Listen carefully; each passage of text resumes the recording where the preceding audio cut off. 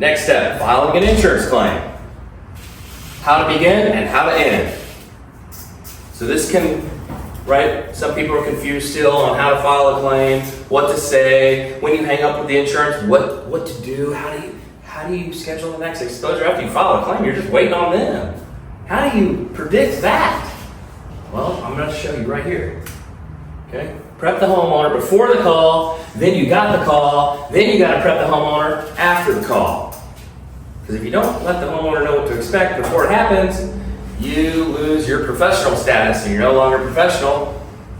Now you're back to amateur level because you didn't let them know what's going to happen. Because when you tell somebody what's going to happen before it happens and then it happens, what happens? They go, dang, that guy knows exactly what he's doing. He's good, or she's got it going on. Dang, she knew. She knew exactly what that guy was gonna tell me. I trust her. Because she told me what was going to happen before it happened, and when it happens, it comes true for you and for them.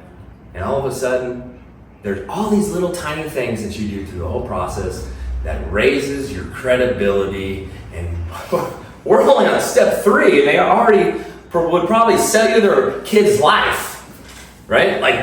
They trust you with their family already. You're already getting up to that caliber where just wait till the close, and you'll be like, holy cow, game changer, right?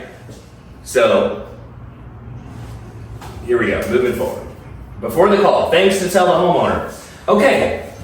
Now, before we do this call, on the phone call, I will lead the conversation on discussing any damages and storm days. That's what I'm going to do. I'm going to lead that discussion, okay?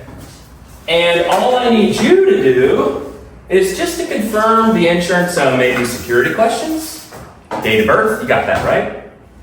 Maybe the last 4 of your social and maybe your email or phone number, maybe your address, I don't know, something like that. Because that's all that they're going to ask, right? And when it happens, they're gonna be like, "Dang, you're good, man. You know exactly what they want." Bam! And then I want you to give them authorization that it's okay to speak with me as your contractor. Don't say roofer. Jump into the relationship as a contractor, not a roofer, right? Because maybe we can get O&P down the road if we're a contractor and not just a roofer, right? Not a one-trade man or one-trade shop. So I'm going to introduce the relationship as a contractor because that gives me the ability to do multiple trades and possibly get paid the way a contractor is supposed to get paid. Because if you have ever read a policy in your life, you'll see every insurance policy talks about general contractor overhead and profit. And we pay general overhead and profit for a general contractor. And that's a choice or whatever, and it's, sometimes they put their foot in their mouth and they should be paying it based on what their policy says, right? And then they have their little in-house rules where, probably a lot of them could get sued because they're acting in bad faith against what their policy says. And we are a general contractor, we're not a roofer, right? We sub out all of this different work, okay? Say as little as possible, okay, ma'am? When you get on the phone, just one more thing. Those are your responsibilities. Security questions, give them authorization that your contractor can talk on your behalf. Okay? And anything else goes on, you say as little as possible and let me do most of the talking.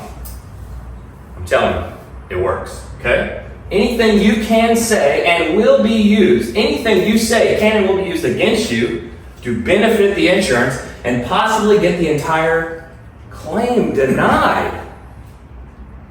Did you know that? You say one wrong thing. Don't think they ain't recording this conversation. They're the insurance company. Do you think they're in business to make money or make you money? Right? Good question. Fair? Okay. Sometimes your best answer is, I don't know, ask my contractor. You're training your homeowner right now that it's okay to be the boss. And it's okay for me to help her, and it's okay for her to know what she can and can't do. You're letting her know that she doesn't have to comply with everything. You're letting her know what it should go down like, so she's comfortable, right? which means she feels great when she's with you. And she trusts you because you're always giving her a comfortable place to be. Right? Okay, I don't know, ask my contractor. Now, when we get off the call and we have the claim number written down, we'll go over the next step. Easy? You ready? Are you ready to do this? Let's do this. Boom, then you make the call. The call. Time to call the insurance claims department or the number off the policy. If you don't have it, I've got, 100 different numbers for insurance companies and claim departments and all that, but if you don't have it already programmed in your phone, that's fine. You'll see it off the policy. Now, what to say when they answer. Ding, ring, ring, ring, ring. Hi, this is State Farm, State Farm Claims Department Insurance Department. Yeah, hi, my name is Luke with Arc Roofer out of Georgetown, Texas. Thanks for taking my call. I'm sitting with a mutual client of ours, helping them get a property claim filed for hail damage. Can you help us? It's a pretty simple script. Easy. Hey, this is what I'm doing. Can you help us? I'm sitting with a mutual client right in front of me. And they're going to say, absolutely. Thank you for calling. And they're going to want to pass the mic to her. She's going to security question verify, authorize, get it back to me. Boom. 3 questions they want to know. They don't even know anything else. They really don't. They're going to want to know the storm date. Only give one date. Imperative. Like bold. One date. The second you give a storm claim a second date is the second you just lost and got the whole thing denied. One date only. Very important. Size of the hail. Sometimes they do, sometimes they don't. And what was damaged? Well, we got the roof, the gutters, possible interior. Even if you don't see an interior leak, you never say there's not an interior leak. You say, I don't know. It's possible. We haven't done a thorough investigation yet. You leave that open. The second you say a guaranteed statement, like there is no interior leaks, that is the second that they write down, yay, we never have to pay for interior damage. Don't put your foot in your mouth. Keep things neutral, keep things open, keep things to where you want them, right?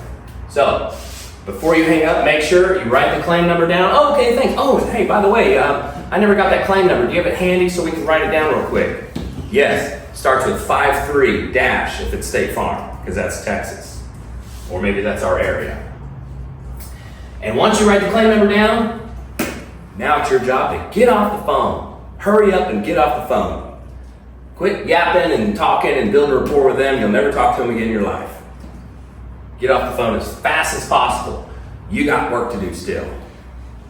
Now, after the call, next slide, please. All right. Following an insurance claim, how to begin, how to end, continued, and after the call. Now, what you're going to do, you're going to go to the next step like you promised, right? You said, after we get the claim number, hang up, I'm going to tell you the next step. Simple, right? Now, how to prep the homeowner for the adjuster meeting and how to set the next exposure. You're going to get like 2 exposures set on this one. Because you have one unknown and you have one guaranteed. Okay, congratulations! You did it! I'm so proud of you! And they're gonna go, that was easy. And you're gonna go, I know! And they're gonna feel like, oh, it's so cool. I like you. Be like, I like you too. All right, let's move forward. Cool. Hey, so the next step, I told you the next step, is to look out for a random number that's gonna call you in the next couple days. You know who it's gonna be? It's gonna be the insurance inspector. It might be an adjuster, or it might be a third-party inspector. I'm not sure yet. But don't worry, it's no big deal. Just look out for a random number in the next couple days, and they're going to be looking to schedule a day to come out here. That's their purpose. Now, this part is very important, okay? Very important. I want your full, undivided attention right now. Right? Remember, you, ma'am, are the boss. Right? You pay their bills. Right? Don't you pay their bills? Who do you think pays their bills? Don't you? You pay their bills, right? Most people start to get fired up about now. Oh man, yeah, I've been paying for 15 years and this is the first time I filed a claim, and yeah, I've never gotten anything out of this yet. And then all of a sudden you get emotional and you get them to start changing their tone and being like, oh my gosh, yes. Now I would rather be on my team than the insurance's team. And now I'm their savior almost, and I'm their best friend, their professional, and I'm the person giving them the best advice, giving them the best feeling that they've ever had in their life. And all of a sudden they start changing their tone against their insurance company because they just realized they've been paying for all these years. And they haven't really had much benefit at all, if any, right? You have the right, ma'am, to only allow them onto your property when it's convenient for you. Remember, you're the boss. This is very important, okay? If I told you, now here's raising the bar, getting them to beg you to be a part of the process, not telling them that you think it should be this way, right? Well, let me come. I want to be there when they're there, right? So that's what most of you say. Oh, well, yeah, when they call, I definitely want to be there, so make sure that they pay for everything and don't miss anything and blah, blah, blah, right? And then they're like, okay. They don't see the value in it. So flip it into a question so that the answer that you wanted to say, they say for you, which means they're selling themselves on the thing that you wanted to sell them on in the first place. The magic aha moment again. Right? If I told you that I would be willing to support you by meeting them out here together to make sure that they don't miss anything and make sure they treat you fairly, is that something you would want me to do for you? Just curious. I don't have to. Make it seem like I'm doing you a big favor. If I was willing to do this for you, is that something you would want me to even do for you? What are they going to say? Yeah. Yeah, please. That sounds valuable. And yeah, you made me feel so comfortable through this whole process. Oh my gosh, if you weren't there, I don't want to go back to living the uncomfortable life dealing with insurance and restoration and construction workers and roofers. And you've made me feel so comfortable so far. Of course I want you there because you're my comfort in the storm. Right? You're the comfort in her storm. You're the only person who's going to be that way up to this point so far, and it's just going to get better and better. Okay, cool. Let's see. She says yes, I assume. I'm just assuming. I can't guarantee that this is going to work. But this is from my own experience. I think I've had a 99.9%. Yes, please, beg me. Yes, come. Please be there. 99.9. Just from my experience. Maybe I smile more than you. I don't know. All right, excellent. Hey, I think, and now you're rewarding them with words of affirmation. I think that's a smart plan. Good idea. Right? Now, so because it's important to schedule a day that works well for all of us, here's what I need you to say to them. And when they call asking to schedule a day, here's what I need you to say to them. Now, they may want to talk first, okay? They may be, one of those alpha type guys, and he just starts talking, telling you what he's going to do. Listen, they may want to talk first and try telling you a day they will be at your house. I think you already know where I'm about to get at, but let me just continue real quick. All you have to say is that, hey, sorry, that day won't work for me. Then you say you need at least 1 week notice. I'm sorry, that day just won't work for me. Well, ma'am, you don't have to be home. I can be there tomorrow morning at 10. I'm sorry.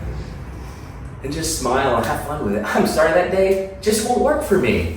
I need at least 1 day notice. And what, for me, for my jobs, the way that I want to schedule things, adjust your meetings on my calendar, right? I'm still in control this whole time if y'all haven't noticed. I will always be in control this whole time.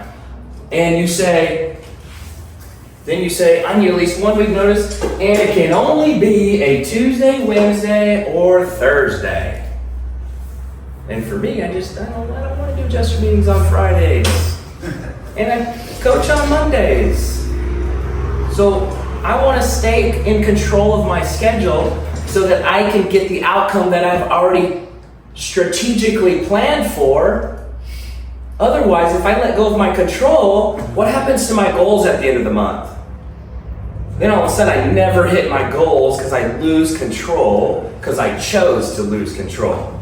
And it's a choice, and it's amazing that we live in a place where we have the freedom to have the free will to choose to take control.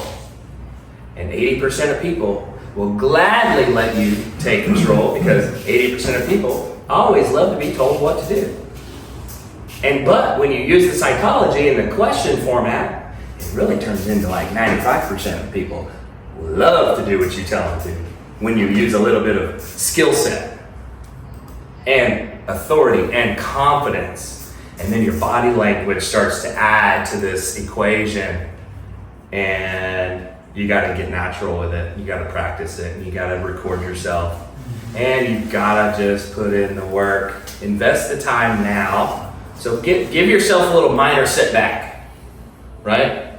Work your butt sack off. Invest a minor setback, right? Right? Don't you think the investment is going to be worth it to make the whole rest of your life easier if you just sacrifice a little bit now and just do it, even if it means screwing it your whole life up for a month? Right? What's that going to do to you? If it's going to kill you, then don't do it. Right? But if you can screw your whole schedule or life or personal life up for a month, right? See what 1 month can do for you. Minor setback, major comeback. Right? It's like the stock market. Right? You got to have those dips of sacrifice, of self-investing to actually be able to grow. And you got to know that, otherwise you're never going to grow.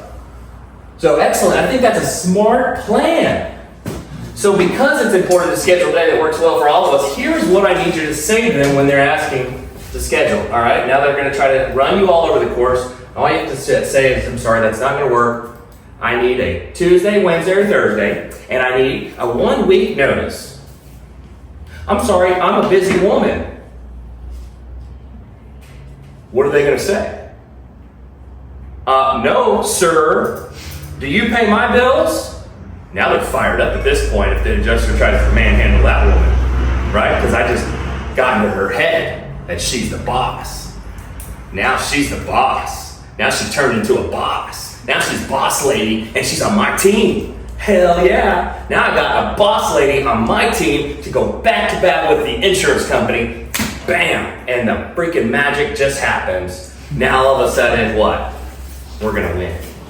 We're going to win together, and we're both going to feel like winners, not just me. All right? All right, cool. What do you have available out of those options, sir? I mean, I gave you 3 days. I gave you a week notice. Surely you can accommodate something within that range, and they will every single time because they have to. Don't let them try to take control. So just like today, it's 11:58. Okay, fine. Most of the time, it's a 2-hour training on Mondays. But if you're leaving at 10:30, or if you're leaving at 10:45, who's in control? Well, you're not, because you got to go early. Well, what happened? Oh. Well, there's some people in here that have some really freaking high numbers in this room. And for some reason, y'all, they're always in this room. And sometimes, it's, I'm doing the math. I'm just saying, invest in yourself and take the time to control your schedule, and that's how you get what you want. All right? What do you have available? It's that easy as long as you stand your ground. Okay? And then you just trained somebody yourself. And maybe you're still in training. and you can train somebody else. How awesome would that make you feel? And you're like, man, this is my first 3 months in this roofing business, and I'm training people outside of Arc Roofer. Man, that's awesome. Wow. All right, cool. Now, set the next exposure. Now, if they don't call you in the next few days, we will need to call them back so that your claim doesn't fall through the cracks. Right? Little fear, dangle, like, ooh, I don't want them to forget about you, because once they drop you through the cracks, you won't hear from them for weeks, and then this issue and the urgency. To avoid that, I already have a game plan. Don't worry. Right? We're going to call them back so your claim doesn't fall through the cracks. So let's do this. It's Thursday now. They should have called you by Monday evening or Tuesday at the latest, right? That's what he said. Or that's what the lady on the phone said when we filed the claim. Unless I hear from you first, let's just schedule a quick call to confirm if they reached out yet or not. Let's do Tuesday. Okay? Would a 5-minute check-in work best at 3 p.m. or a little later that same day at 5 p.m.? See how easy that sounds? Just a little 5-minute check-in. Unless I hear from you first, we won't need that call, obviously. Right? And then they say, okay, great, 5 p.m. Yeah, I'll be on my way home. I can call you from the car. Cool, okay, great. Hey, before I leave, do you have any more questions? Always at the very end, make sure they're not confused. Make sure they don't have any more questions. Don't let them go without confirming and clarifying. Don't let them call somebody else to clarify and confirm. Give them the opportunity to give you a chance to make things clear. So real quick, hey, before I leave, do you have any more questions? Real quick, after every exposure. Now that we've already said it. No? Good? Cool. Hey, you're doing a great job. I'm really excited, and I'm proud of you. Wow. I mean, I might be pushing it too much, man. They're really liking me at this point. I mean, how does that make you feel? I'm proud of you. You're doing a great job, and I can't wait to see you next time. Right? Their emotions are wild at this point, just like holy, mind blown, whatever. They've never experienced this feeling that they're getting right now before. And if they have, golly, I don't even remember when that happened. You know, I'm telling you, subconsciously, they're just going to be so giddy inside, and they're going to try to be holding their composure. They're going to love what you're doing. Even the alpha males, they're probably going to be, like, yeah, man, yeah, you're good, man, you're good. You're good, man. You make me feel good, Yeah, you're good, man. All right, I'll let you come back, dude. I'm pretty hard to win over, man. All right, you're doing good so far, That's when you know it's an alpha male. All right. Go to the next. Boom. There you go. Any questions on how to set the next exposure after just filing a claim? See how easy that was? Right? You're not ever letting them go. Because if you let them go, they feel like you're going to forget about them. And that's the biggest fear that we spent money on auditing all of our past clients last year, right? We spent a lot of money and time interviewing past clients. The number one fear, I was afraid I was going to get forgotten, right? So we're using customer data to drive a future script and action plan.